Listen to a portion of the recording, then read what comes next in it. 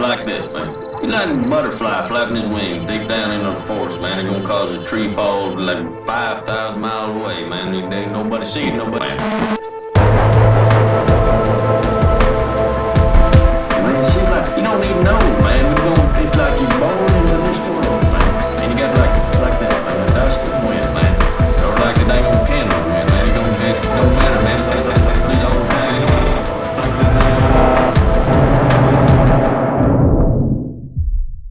All right, FocusTripp. Welcome to the Jay Burden Show. How you doing, man? I'm doing great. Thanks for having me on, sir. Yeah, I'm glad to have you on. This is my roughly quarterly adventure into GunTube. So obviously, I know what you do. I'm a fan of your work, but some of my audience might not be familiar with you. So who are you and what do you do on the internet? Yeah, well, I appreciate it, man. FocusTripp. I run the FocusTripp YouTube channel. I'm also a contributor on the Gun.Deals channel. I also own Focus Shooting LLC. Most of what I focus on is gun content reviews. Recently, been doing some semi-controversial live streams as well. But yeah, I basically make content that interests me in the gun space, if you will. Yeah, so I've followed your work for a while, and really what I find valuable in it is that you take a very different attitude towards product review than, shall we say, a lot of your compatriots.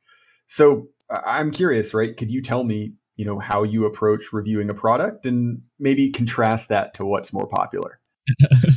Yeah. So if you watch my channel like 5 years ago, maybe even 6 or 7 years ago at this point, the old content's really bad, really crappy content. Didn't exactly know what I was doing. I was just having fun with guns and basically posting it online, which is fine for, like very low tier content. But as I got better, as I kind of knew what I liked more and liked less, and developed higher standards for actually reviewing product and, understanding what I liked about a product, didn't like about a product, and what I thought was a waste of money, my emphasis changed from essentially shooting something and talking about it to very critically looking at a product, what it does well, what it does poorly, and does this actually provide benefit to the end user? Now, a lot of my compatriots in the 2A space online, or at least the gun review space, let's say, they focus mostly on selling product. They emphasize the pros of a product, what it does well.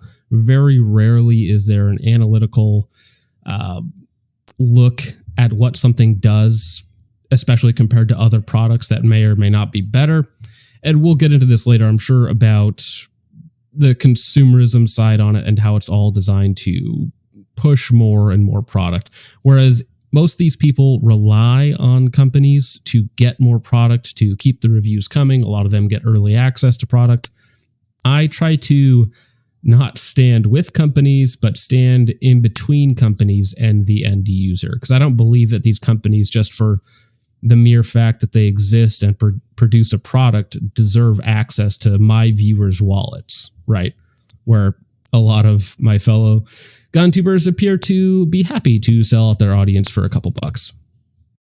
Yeah, it's an interesting thing you bring up there, because, and I feel like this is something that you gain with enough experience, right? You've been around the block a few times, and you start to notice this kind of like cyclical pattern, right? Which is new product comes out, and even actually in many cases before it's released to the public, there's this kind of like interior ring of media figures who get access to it right before anyone else. They drop a review the day that it becomes available to the public. They all say it's amazing, and it is the hot thing, right? You need to get it. And if you don't, you're gay and lame, and everyone's going to make fun of you. And then 2 months pass, and everyone's forgotten about that old thing, and the cycle continues.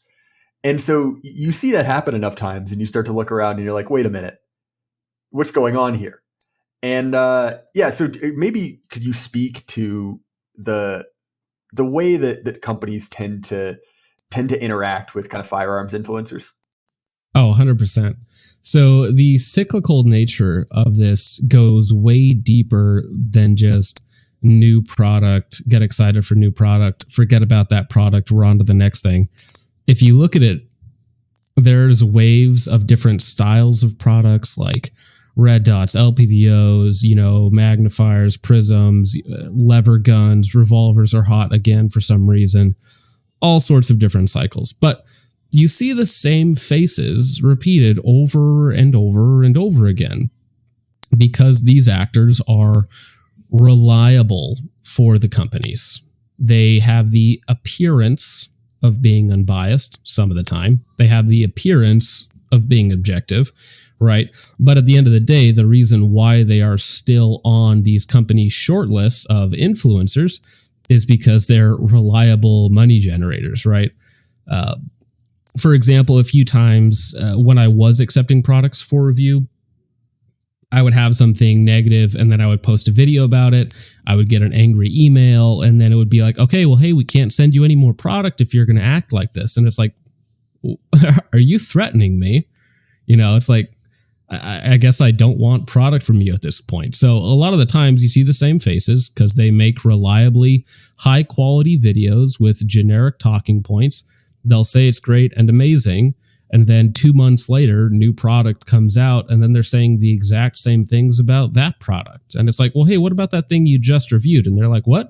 What do you mean? It's almost like there's a short-term memory that a lot of these people have.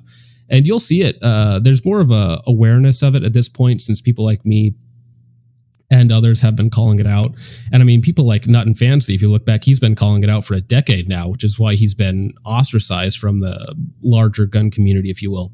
But people who get review guns who are on shortlists tend to behave in a specific way towards these companies. And you'll even hear rhetoric like this on podcasts where people say, hey, if you ever have an issue with your product, you got to take it to the company first and give them a chance to fix it before you go public with an issue. And my approach is the opposite of that. If there's an issue with the product, you need to inform potential buyers of that like right away because people are going to be buying that in the interim. And I don't believe that companies have a lot of them anyways, don't have a great financial incentive to actually fix issues. It's much cheaper. It's much faster just to throw an issue under the bridge and then move on to your next big thing, right? Well, and it's especially interesting because, you've seen that kind of like, shall we say, like shoddy consumer practices go much farther up the chain than you would expect, right? Like I hate to say it, but if you buy a low end product at the bottom of the barrel price, you kind of assume that, right? It's not great, but I bought a $70 Amazon Red Dot for my TX22 because it's a 22. And if it breaks, I kind of know what I'm getting, right? It's a Chinese company that probably doesn't exist a week after I bought it. But when you see that to companies that, not only charge a premium for their product, but also, go around to governments and say, hey, look at my new whiz bang product. It's the best ever. And take that same attitude to it. It's revealing. I'll put it that way.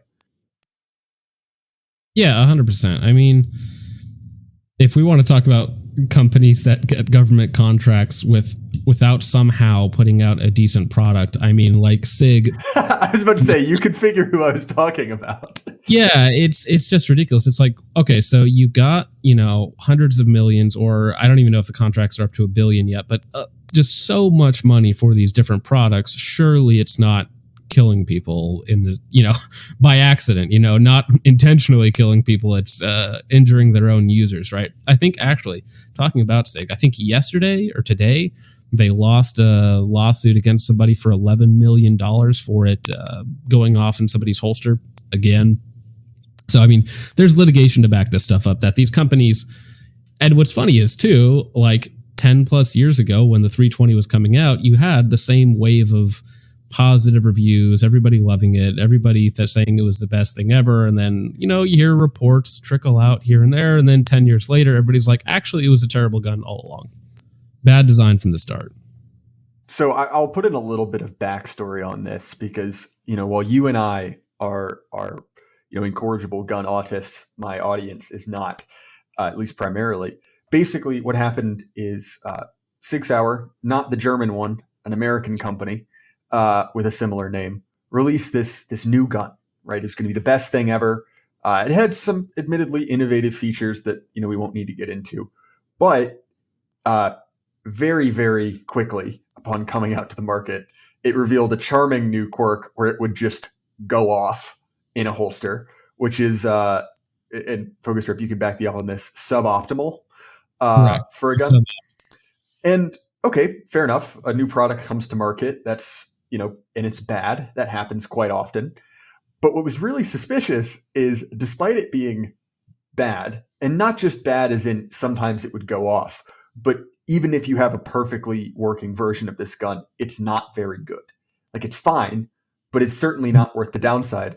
All of a sudden, magically, different nations, different police organizations all started adopting it, including the U.S. military. And there are people who go deep into the specifics of this, but it seems extremely likely that Sig Sauer basically paid off people so that they would be selected, because they did not meet any of the criteria by which the relevant guns were selected.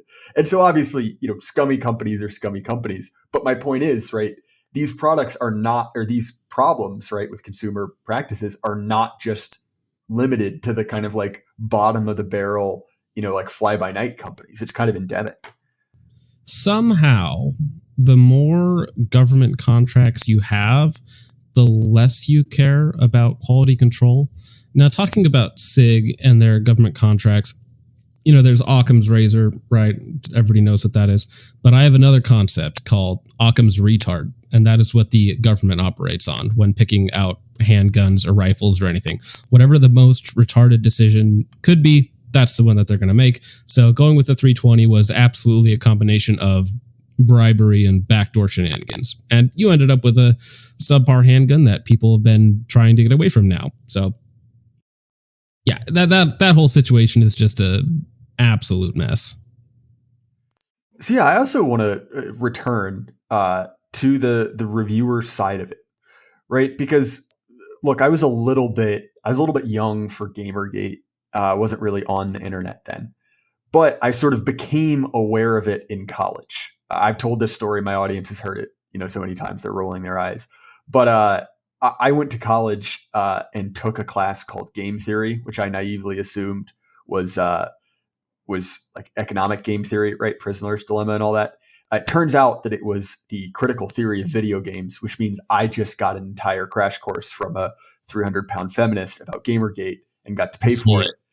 And so point is, the reason I bring that up is to say that that was an industry where you saw a similar problem, right? Where there were journalists who were being paid to deliver unbiased information, who had a financial, shall we say, a financial stake, right? Mm-hmm. In, companies or products. And so I'm curious, right? You mentioned earlier that people are more aware of it. I mean, do you think that there is sort of a Gamergate-esque situation in the firearms community?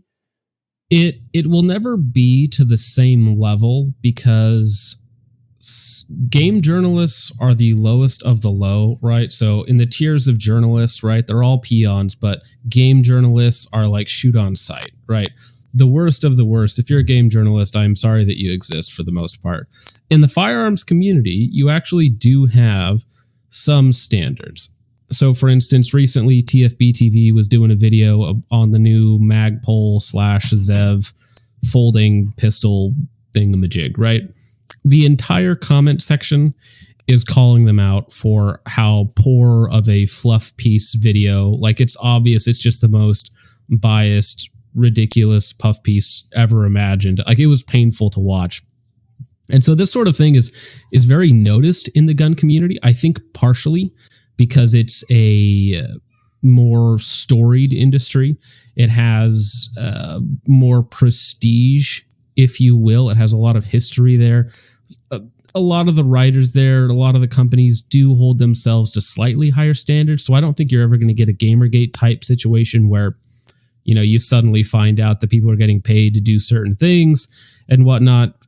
That's kind of an open secret. But even a company like TFB TV that doesn't accept money, that is very clear in their literature and behind the scenes and whatnot, they do accept early access and flights. And so monetary monetary incentive isn't just money. There's a lot more to it. It's access. It's all this other stuff that you lose when you go against the grain. Yeah, and that's an interesting thing to talk about, right? That oftentimes the quid pro quo isn't even like a bag of cash with a dollar sign written on it. It is exactly what you said. It's the combination of, because of the way the internet works, right? You were incentivized to be the first out with something. And if you lose out and all of a sudden you're trailing 2 weeks behind, you've lost the algorithm. And so it seems like from the outside looking in, companies can kind of use that and hold that over your head. 100%. So a lot of guys that are new to the firearms industry, specifically content creation, I get these messages all the time of how do I get access? How do I start? How do I do this? And it really sucks to tell them that you kind of don't want it. Because nowadays, if you watch a day one gun review, you're going to notice the like to dislike ratio is way worse. The comment section is full of like shill, right? And then people like, hey, I'll wait for the brass facts review, or I'll wait for this review, because they know that, yeah, it's going to be 2 weeks late, a month late, but they know that they're going to get actual like good information, right? Versus these corporate puff pieces, which is why I think for all of the gun industry's many faults, it is in a much better space than a lot of these other industries. And it's because, for whatever reason, again, the gun people, myself included, are more apt to call these people out, right? Something that I used to be a part of is more car-centric stuff and computer-centric stuff as well. The computer space is actually also really good about calling out companies for different poor behavior. For instance, MSI was essentially bribing people or holding things above people's heads for negative reviews. So that is something that other industries also do well, and the gun industry is not the worst at, but it is something that definitely still is there and that people need to be aware of. But by and large, if you're kind of autistic about it, like we are, like, you're going to notice it. You're going to know who the players are, who's going to put out the day one reviews, who's going to get early access and fight to keep that access. Because I'll be honest, a lot of these guys are only relevant because they have a day one review that some normie is going to click on, right? So even if nobody watches the rest of their content, if they get a video out early enough, they'll get a couple 100,000 views off of that. And that's what they sustain for the, 4 or 5 major product launches in a year. Yeah, that's an interesting point. One of the things that I have noticed, and this is especially apparent since COVID, is the impact that social media has had on gun culture, right? Because as someone who grew up in this, and don't get me wrong, there are pros and cons to this, it's gotten way, way bigger, right? And the emergence of, I don't know what you would call it, but like hype culture, drop culture, which I don't understand. I deleted my Instagram in 2020, so I don't get it. Right? Nice. I feel like an old man. But that's a very new, relatively speaking, development. Because when I grew up, right, gun culture was, some crazy baby boomer at a gun show sitting out in the parking lot, passing out, something that is either definitely or at least possibly going to get you on a government watch list, or ranting about Waco.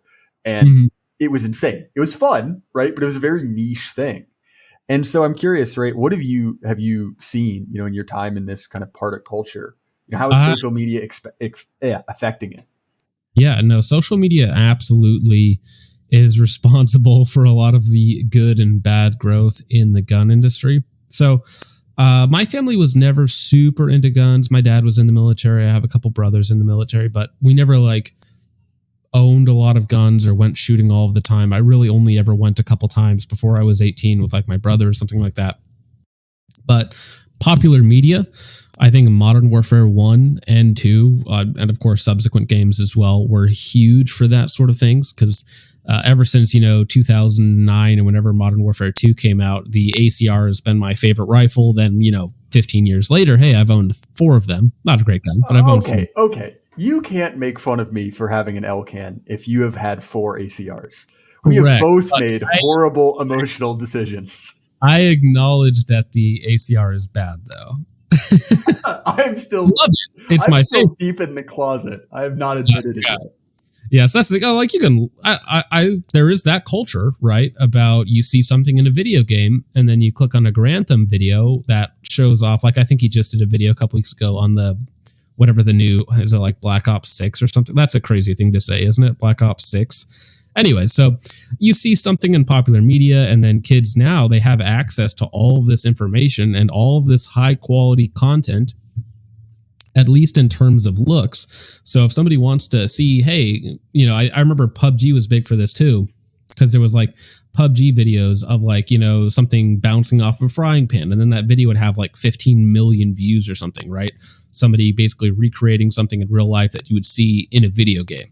So I think social media absolutely has brought guns to a younger generation, because I do remember what you're saying about a gun show was essentially the average age might be 70 years old on the inside of a gun show, right? And now if you walk into your local gun store in a, you know, at least mildly populated area, maybe that's come all the way down to like 35 as the average age, you know. You still got your boomers, of course, but man, I know a lot of 18 to 25-year-olds who are getting into guns, and like my audience, I think 40% is under 25 or 25 and under. So it is a huge demographic for young people, which is fantastic. That's great. They're coming into this space. They want to be part of it. The downside is that they're young people, right? You know, I'm only 29 years old, so I don't look down on people, but you know that this type of culture, that the hype culture, you know, oh gosh, I got this in Flecktarn camo, right? Or like Noveski, and like they're having like naked models for gun launchers, something like that. And it's like, okay, that's like marketing from like 1994, you know, on like a beer calendar or something like that. But you have this weird amalgamation of hyper young people who love the hype beast culture. They like the drops, limited run. You got to buy now. I have buddies who are in the shoe thing, and that's what shoe culture is about. It's all about limited run drops, getting that colorway that only comes around like once a decade or something like that, and then you resell it, right? And so I think it's a good thing, right? Because you're getting a lot of people into the industry, but at the same time, with those people coming in, it's also, they're not hyper mature, you know, they're hype beasts, but not hyper mature. And so they are very consumery, and they're also very low effort. So it's not like us necessarily, I don't want to speak for you, but like, I'm like, hey, the Second Amendment, very important. The original intention of it, you know, that needs to be protected. That needs to be propagated. And then a lot of these new guys are basically like, I don't know, man, guns are cool, you know, and that's as far as it goes for them, right? Yeah, I definitely see that. I mean, in the YouTube space as well, right? It's pretty easy to see the kind of different tiers of this, right? Where it's like, there's the kind of like very surface level. And look, this stuff is really important. You know, it gets people interested in it. That's like, I'm going to shoot X with Y. You know, like substitute, it's like Mad Libs, right? Substitute your favorite, you know, object and combination of kinetic forces, right? And that's pretty much it. And that's like, there's not a lot of information to be had. You know, it's entertaining, right? It's popcorn, whatever. I don't begrudge it to anyone. And as you get kind of like further and further in until you've reached the stage where you're like, well, if this channel has more than 5,000 subscribers and I can actually hear the guy talking over the massive fan in this machine shop, not interested, you know, which is obviously like, okay, you've probably over rarefied your tastes. But I think it's a more healthy spot, because, you know, one of the things I really remember in the kind of like mid 2000s was just how hard it was to get any sort of information whatsoever. And so I remember like being at my grandpa's house, like thumbing through like Soldier of Fortune magazine from before I was born, and like, I don't know, like Guns and Ammo. It'd be like, well, guess the best gun there is a Kimber 45, and I'm 8 years old, you know, where it's like, you just don't have reputable information. Mm-hmm. Yeah. And that's definitely changed. And like you said, I think it's important for all of those facets to be in place, right? Because you almost have the normie to like prepared citizen pipeline, if you will, right? So there's the super low level propaganda that might not even be like strictly pro 2A propaganda or pro gun propaganda, being, you know, like movies and video games, TV shows and whatnot, that might tangentially get a few percentage points of people interested in guns. And then you have your normie slop content, right? Which is like, hey, are these boobies, these fake boobies, what it was like will a 22 go through these? Basically, like you said, right? Will X penetrate Y or whatever it happens to be? You have the more high level, which is like a little bit more entertaining, a little more information focused. And then like the next step up is like the hyper, like, okay, we're starting a militia, we're prepared citizens, and we're doing that, right? And as long as there's a pipeline there to get people into like the more pro 2A side of it, I, in general, am fine with the entertainment style content, but I also don't want that to just be the only thing and that's where people stop, right? Well, my favorite dark pastime is so YouTube Shorts, abomination. I'm mad that it exists. However, have you ever been down the rabbit hole of ghetto YouTube Shorts, specifically as regards firearms? It's the worst. I know I could do this, and it's only one step above actual ghetto YouTube content. But there's enough of it there where you could make a React style video once a week. Oh, 100%. And it would be very entertaining. It would get a lot of views, and it's essentially like I don't think I can say this, but it's like going to the zoo. Yeah, it's like David Attenborough. Like, I'm on a safari. Yeah, you look inside, you laugh, and then you leave. But in this case, you're the tour guide, right? So you're just bringing your audience through this zoo. Everybody points and laughs, and then you come back next week, right? That content, that's like, it's still low-level content, but that would be so easy to monetize, right? Because it's so painful. You watch this. I know there was the one clip floating around where the guy like shoots his floor with an AR, and then he explains how he's doing it, and then he does it again, and it's like the exact same spot. He like off camera shot his floor in the apartment, right? And then he do it again. So, all right, I show people this. It's amazing content. It truly is one of the things of all time. One of the other great subgenres is aspiring young astrophysicist shooting off full auto Glocks in residential neighborhoods and then posting it on the internet with their face. My favorite one is the one where they combine those super cheap tracer rounds, so it looks like a light show is going off, you know? Yeah, and they just spray it into a lake in the middle of a neighborhood. I believe this was unintentional, but in one of those shorts that I've seen, the audio comes off and it's like unintelligible. You know, it has these subtitles and they're speaking, but the subtitles are just unintelligible. And I don't know if that's just that it doesn't know what they're saying. I don't know if those are AI generated, but I thought it was YouTube AI. Exactly. It doesn't know. No, that's like one of the, and honestly, this is why I met up with another guy who's been on my podcast a couple times, went out, shot guns, had a good time. And we were talking about the absolute horror that is shooting at public ranges, right? I'm lucky enough now to have, multiple pieces of property I can go out and shoot at. It's great. But in the town that I went to college in, right, it was kind of a small rural town, big state school in the middle of it. There was a free shooting range. And it was just chaos, pure chaos at all times, all genres. And the last time I ever went there, it was an engineering school, right? So there was a big Chinese population. And there was this Chinese kid there. First showed up with one of those kind of like gamer 22 rifles that they use for like Olympic sports or whatever. Not that interesting. So I'm shooting, I got my target in front of me. And I hear this just deafening boom. And I look over and this kid has pulled out this like massive nickel plated revolver. And I'm like, well, that's disturbing. And then what I realize is more disturbing is he has not brought a target. He is shooting at my target. And he is 3 to 4 lanes down from me.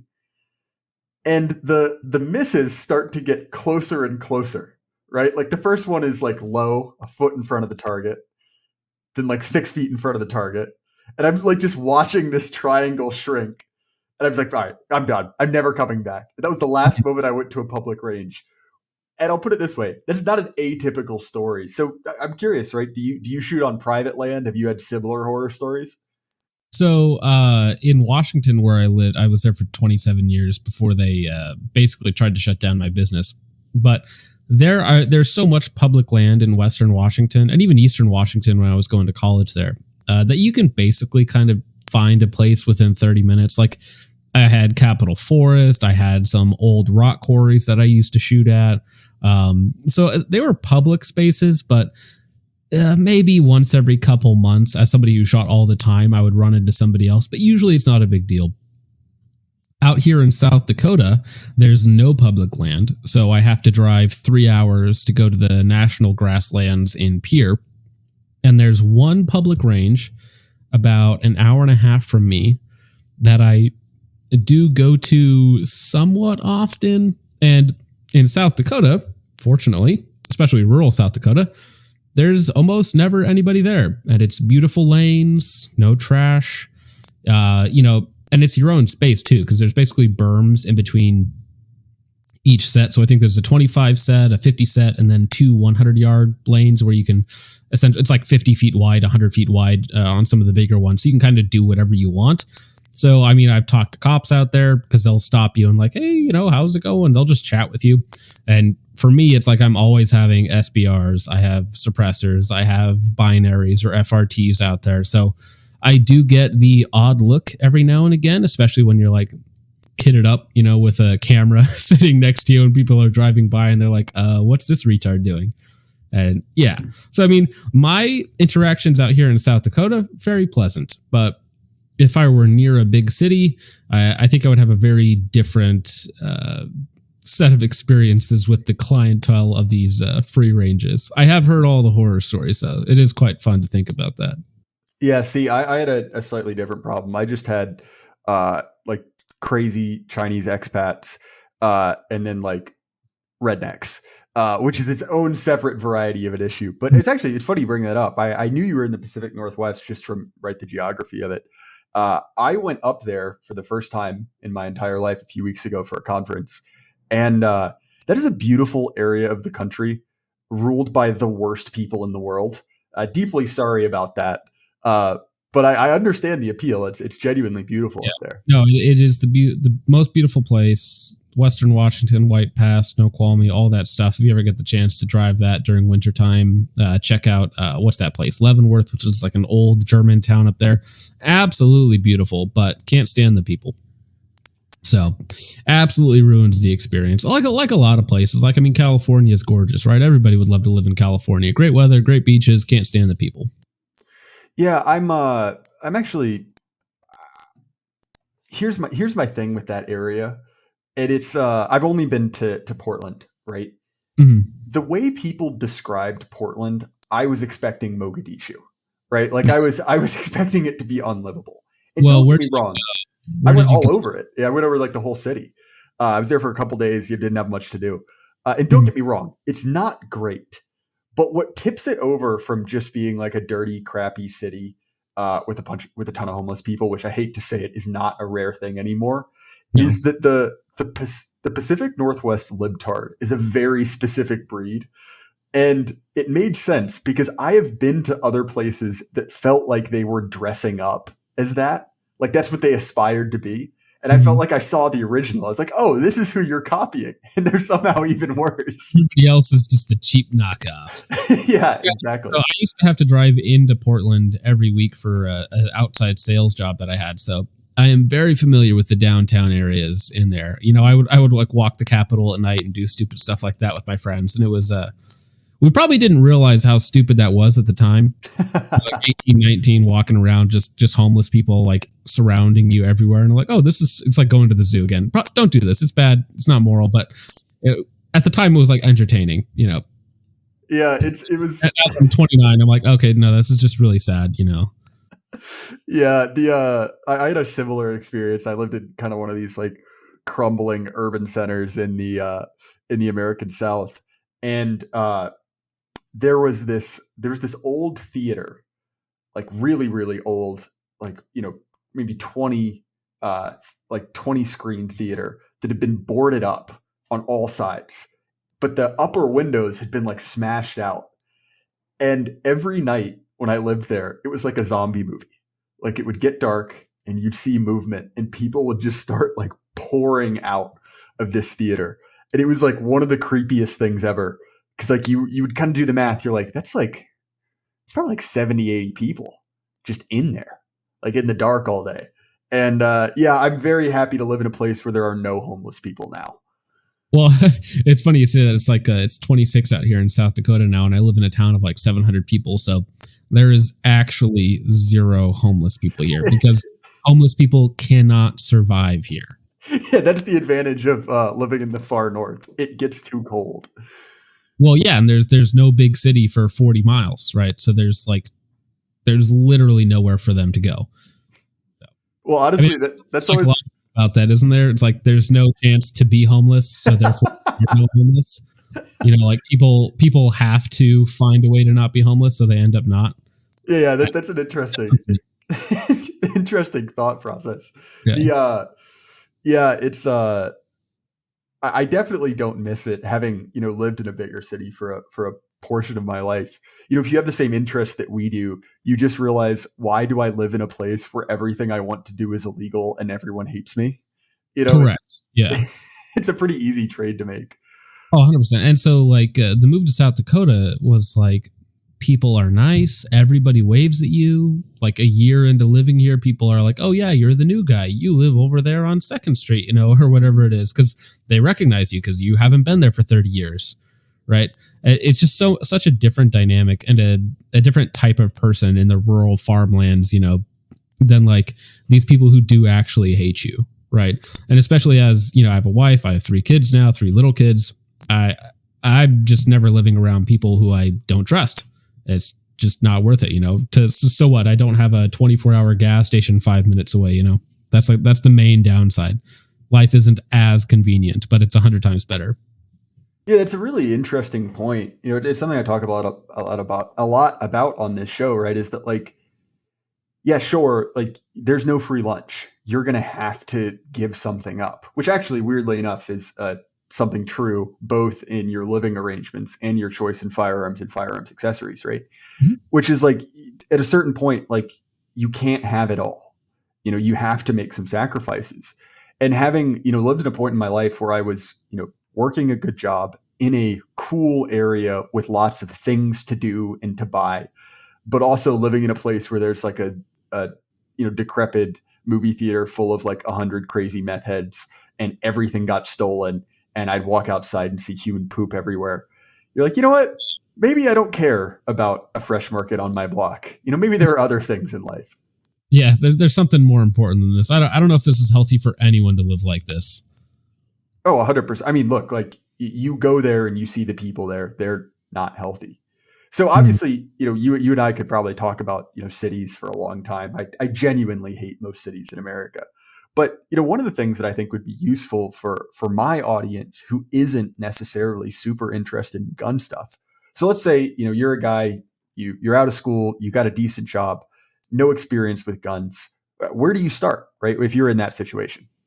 Well, you see, you start with a $5,000 Knight's armament and you call it a day. Then you strap on like a $200 Strike Eagle, Vortex Strike Eagle, and you're good to go. 100%. Look, the most important part. The best advice that I give to people is, please do not ask me about other platforms. It's going to be an AR-15. You're going to buy an AR-15. If you have a little bit of money, you can start with a bottom of the barrel PSA. It might work for a couple thousand rounds and you'll probably end up upgrading some parts, but that's a good learning experience. I wouldn't recommend it as I'm never going to train with this and I'm going to defend or, depend on it to defend my life or the life of my loved ones with. But if you just need something to start with, it's a good start and you can upgrade. If you have a little bit more money, I think there are better brands out there. BCM gets thrown around a lot. There are some smaller builders out there as well that will put together a really high quality AR-15 for you. I've heard really good things about like Munition Works and Bear Arms, who essentially use off-the-shelf parts, but the assembly is very important, and there are people that do it really well. And so if you have a little bit more money, that BCM, some of these other guys are going to do a really, really good job for that. So I'm curious, does that mean that your first purchase is a rifle? Well, it depends. I guess it depends on where you live. Most people should start with a handgun. Handguns are more difficult. They're less useful, but you can carry them everywhere. So if that is your primary concern, yeah, start with a handgun. Now, when it comes to handguns, obviously Glock is the big one. I don't particularly love Glocks, but if you want something that's reliable and that you can train with and get better with, a Glock is a great way to start. You can also go an M&P 2.0, fantastic option. The Walther PDPs, great option. CZs, great options. You don't need anything fancy. You can find fantastic handguns for in between $400 and $500 that are going to dependably and reliably get the job done.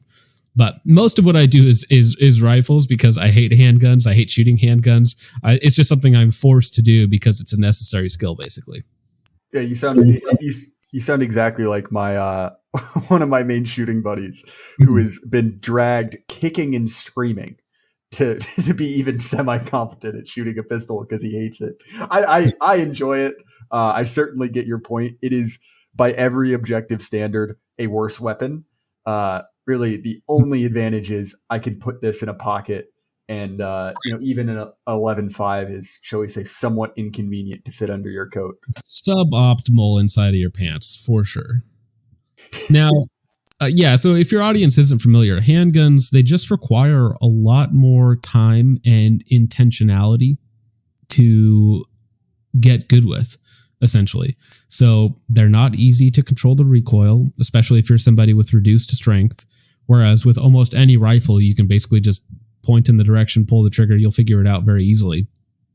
But handguns do take a lot more intentional training, time, energy, and unfortunately money to get good with, because you're going to end up spending, if you want to actually get good, you're going to spend a lot of time dry firing and you're going to spend a lot of time on the ammunition. Yeah, that's an interesting point, right? Buying a gun is sort of similar to the actual like listed price of a house, right? Which is like, it's a significant portion, but that is not your final total, right? Like you need to budget for a lot more. Yeah, I would say it's like the down payment on a house. Yeah, exactly, right? Like that is a component, right? And it's important, but so many people I think get kind of like obsessed with a certain dollar amount as like all you're going to spend. And there's no two ways about it, right? It is at a certain point, it's expensive. It's going to cost you money. Now, do you need to spend, insert X, incredibly overpriced, gun price? Like, no, you don't. Something, cheap and cheerful will work. But I mean, I think that, if you're not already interested in guns, like if it doesn't tickle your autism, it's just a useful skill to have, right? Like you should be dangerous, you should be capable. And that's something that can be done. It just requires a little bit of work, right? It's an extremely perishable skill. And if you're not, constantly brushing up on it, it's going to go away quickly. Yeah, 100%. Again, it's just one of those things that budgeting is important, right? Especially if you're somebody on limited funds like most of us are. So you're probably not going to go out there and spend $3,000 on your STI or whatever they call it now. Or, most people, unfortunately, with the consumerism thing, having the item is hot and sexy. That's what they want to have and show off and take pictures of it. And then they're like, oh, a case of ammo is, $250. That's way too much money. Right. Or they just don't have the time to go out and train. So it really does come down to being able to put in the effort. Now, fortunately, dry fire is free. And if your audience doesn't know what dry fire, that's basically practicing weapon manipulations with no ammunition. So like finding your sights, pulling the trigger, reloading. You can do all of that stuff without ever firing a single round. But recoil control and actually like using it in live fire is super important. But you can fortunately kind of mitigate some of those costs by spending 15, 20 minutes a day dry firing, doing stuff like that. Yeah. And that's definitely something, I've seen in my own kind of progression, right? Because look, we've talked about, the kind of like rampant consumerism, you need to buy this or you'll die kind of stuff. But there are things that are just objectively better, right? Like it is shooting a handgun with an optic is for pretty much everyone. Once you get used to it, going to make you better. but it's a very difficult thing to do, right? At least as you're picking it up, right? And so that process of just like, it sounds stupid, but getting your reps in, right? Going through the motions, figuring out how to do it is free. You get to make, gun noises and point a gun at yourself in the mirror. That could be kind of fun. But you actually do get a genuine skill out of it. And you can take something that, ordinarily people would say, oh, it takes you this many hours to do, which could cost you a lot of money. Or, you can just run the reps yourself and basically skip the front half of that learning curve, right? Like it's not super entertaining. It's not like the cool thing you want to take photos of and post on social media. Right. But if your end goal is actually getting better at the skill, that's how you do it.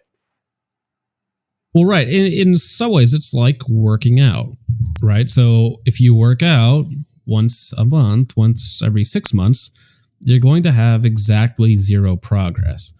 But if, like me, you're working out, 4 times a week at least, and you're trying to get a 500-pound deadlift, a 400-pound squat, and a 300-pound bench, well, you're going to have to put in some work. And you're going to have to be not only just put in the work, but be intentional when you're doing it. Have goals, for shooting, if you want to use that analogy. A timer works really well, so you can actually measure how fast you are, take note of how your hits are, use smaller targets, shoot at further distances, all that sort of stuff to kind of stretch your capabilities, if you will. It's like a lot of things. If you want to get good at performance driving, well, guess what? You're going to have to spend some time on the track and spend some money. You're going to have to get fuel. You're going to have to get tires, do all this sort of stuff. So I think that it is very important, especially for all of us here in America, that we actually not only have these rights, but exercise them and get good with them so that, because again, you can own the things, you can buy the things, but if you don't have the skills to back it up or to actually use them in application, you're just going to be a high value loot drop for somebody else who has put in the work. Well, at a certain point, right? Like when lefties say, people treat guns like fetishes or magic objects, in many cases, they're not actually that wrong. Like people kind of treat them like dream catchers, right? Where it's like, I'll put this under my bed and it will protect me from the evil eye. Which is this like, well, simply by owning it, it has granted me protection. And that's not true, right? It's a tool with a skill associated with it. I mean, it's like saying, well, I own boxing gloves, therefore I'm going to fight Mike Tyson, or not current Mike Tyson, the like 90s version of him. Currently, you probably have a pretty decent chance. Anyway, not to make fun of the elderly. But point is, right? Like it actually, there's abuse. Yeah, exactly. I like how we as a country were like, yeah, it's too mean to make Biden be the president. Put Mike Tyson in the ring and make him suffer. I think this country is just addicted to making old people suffer. Dude, well, if you want to talk about like a form of degeneracy is when or decadence is when the entertainment becomes so, it has to become wild and just insane in so many different ways for it to actually like impress people, I suppose. Like boxing is too boring now, so now we're going to do MMA. We're going to increase the violence. And if it's boxing, it needs to be a spectacle of some famous person beating up another famous, like we have to combine things together, right? So I'm going to have a movie star box a TikTok star, and that's going to be it, because a regular boxing match is no longer exciting enough for us, right? Well, look, as maybe this is a situation I should not comment on, is the number one fan of the police activity YouTube channel. So, but no, I get your point, right? I was actually just talking with my wife about this because, and this is going to be difficult to say for the sake of YouTube because it's a little bit untoward, but one of the weird trends in movies, right, is, ever since Game of Thrones, the like edgy, cool thing you could do, right, to show that you were really out there. So first it was like full frontal nudity, then it was full frontal male nudity. And that was like a progressive thing. Like, oh, we're, abolishing the nudity gap in a movie. Mm-hmm. But the recent one, and again, forgive me for saying this, I understand it's a little bit untoward, but it's relevant to the conversation, is that, there's this movie that came out, it's called like Saltburn or something. And there've been a kind of like a couple copycat films, which have basically been showing like forcible male sodomy, right, on screen. Like, oh, that's the thing, right? Mm-hmm. And you see that even over the course of my life, right? The like, wow, Game of Thrones is so shocking and edgy. To, 10 years later, it's like, well, in order to get that same visceral reaction from people, you have to like really, really jack up, the amount of shock value to it. And so like we were talking earlier about, like the downsides of living in the city. And, one of the things that I noticed that I didn't really like about myself living in a city is that I got incredibly callous to like just human suffering, right? Like I saw like, it's horrible to say, but like I saw a guy overdose and die in front of my apartment and I just walked past it. I mean, like to be fair, the ambulance was there. He was very visibly already dead. It's not like I could do anything, right? Mm-hmm. But like looking back on that, I was like, I don't like how that just didn't affect me at the time. And, some of that people do to themselves, right? Like with media or entertainment. But another part of it's environmental. And like, I don't know, one of the things is like that instinct is in you for a good reason, right? And just deadening it on this kind of like meaningless stimulus is probably not good for you or good for your soul. 100%. I mean, culturally, we have become desensitized to so much.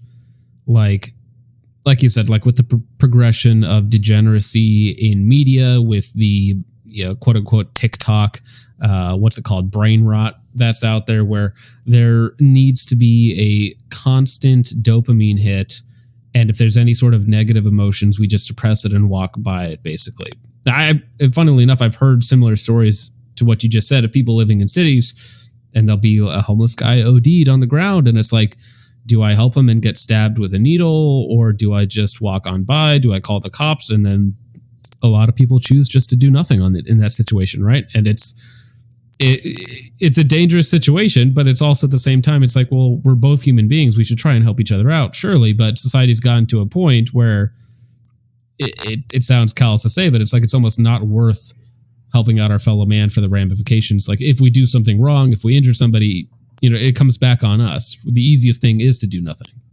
Well, that's the whole like Daniel Penny thing, right? He restrained a guy who was flipping out on the subway trying to hurt people. And I mean, he's on trial for murder, right? And you see that happen a couple times and you're like, all right, not today. I'm not going to help anyone out. And like what you were talking about, living in a small town, is you live among people where you are 100% sure that will never happen for, let's just say, a multitude of reasons. Mm-hmm. Right. Well, yeah, it's funny. There's like bikes and whatnot outside of our, there's like one apartment complex in my little town. And there's, like kids' bikes and everything just laying on the out front. And that's because there are no bike thieves out here. Right.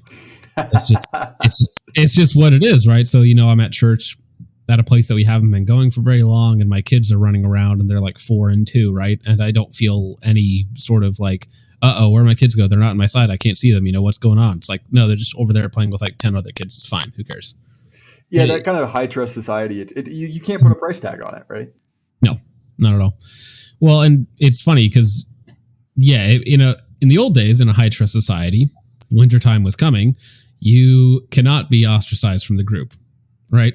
That is essentially a death sentence, to be ostracized from the group in like, the 1500s or something during winter time, right? You get kicked out of your village and it's like, okay, well, now we just starve and die horribly over the next couple weeks. It's going to be fantastic. So there's kind of not a social contract, but there's an underlying understanding that we all depend on each other, and what one of us does affects the others, and we need to not break each other's trust, right? Because otherwise we are going to be excommunicated and have serious negative consequences, where now there's almost no consequences, right? So you can go out, be as degenerate as you want, get kicked out of bars, and then just do it the next night, the next town, right? Well, no, it's 100% correct. And I think one of the things that, and this, I'll trigger our, shall we say, more kind of like conservative or libertarian friends by saying this, right? Is that, when we talk about freedom, that's a term that has a lot of definitions, right? And the kind of freedom that basically runs, freedom is, my ability to fulfill myself in any way whatsoever with no like moral limitation, right? Like whatever, combination of stimuli and stacked genitalia I choose, that's good because I consent to it. Well, one, how free does that make you? And two, that really destroys the ability of people to have a kind of, a more restrained form of freedom, right? Which is like, okay, your ability to do that destroys my freedom to walk around in a safe neighborhood, right? Mm-hmm. Or my freedom to, let my kids out at night, right? Because, you are doing things that make you feel good, but have a massive knock-on effect on others. And so, I do get a little bit frustrated with the kind of like the language around freedom, because in many cases they're saying something in very good faith that they mean, but oftentimes they don't understand that, like, if you take that to its logical conclusion, you don't get people like you get people like Portland, or you get people like, New York. And anyway, this is maybe a discussion for another time, but yeah, it's something I think about a lot as I just kind of chin stroke on the internet. But FocusTripp. I do want to touch on that right before we get off here.